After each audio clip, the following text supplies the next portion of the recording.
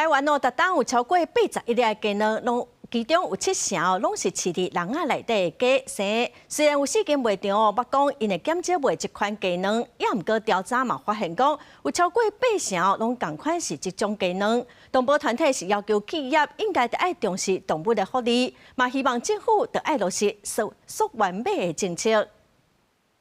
台湾当年有超过81粒的鸡卵，所有超过70%拢是饲伫笼仔内底的鸡。环境恶真钱，笼仔内底就是鸡屎含鸡卵，利用杀虫剂含抗生素来管理。动保团体表示，这款养殖的方式对鸡母的健康和福利真无好，鸡卵嘛有可能会有药仔残留，发生亲像之前分剖年鸡卵的事件，也影响民众的健康。格子笼下面又都是成年的鸡粪，所以鸡粪上面都有很多蚊蝇滋生，那最后就会到母鸡的身上去，所以它养到受不了的时候，它会生不了蛋。那为了避免不要让它生不了蛋，农民就开始拿芬普尼、拿各式各样的农药，就喷在禽舍里面，甚至往鸡的身上撒。有动保团体讲，台湾有4间企业不算是会减少卖这款用笼仔饲鸡所生的鸡卵。不过，其实这4间当中，也有部分企业超过80%拢是卖这款鸡卵。兵团要求企业应该重视动物的福利和食品的安全，减少买这款笼仔饲鸡的鸡卵比例。另外，伊嘛提醒消费者，若是要避免去买到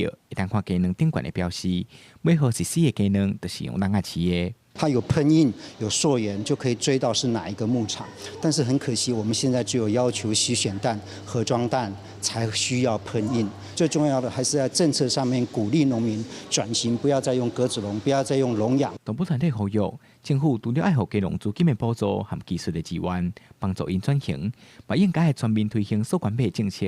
才通互消费者知影，因所食的鸡卵是啥款成长的环境。有选择的机会，若是出问题，嘛有通像这届分剖年鸡卵，是追踪到源头，避免食安的问题搁再发生。记者魏宗林、曾俊佑台北报道。